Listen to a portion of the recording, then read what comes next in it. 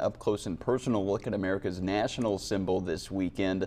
The 42nd annual Bald Eagle Appreciation Day in Keokuk featured live raptor programs, vendors, exhibitions of Native American dances and culture, as well as guided eagle spotting along the Mississippi.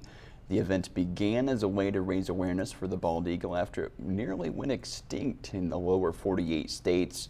Today, it's a celebration of the bird's incredible comeback. It is our national symbol, and they're mesmerizing to watch in the wild.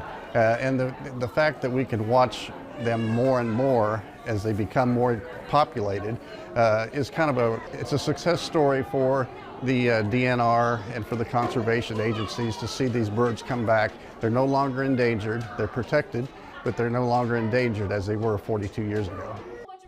A 2020 U.S. Fish and Wildlife Service report estimates the bald eagle population is more than 4 times higher than it was in 2009.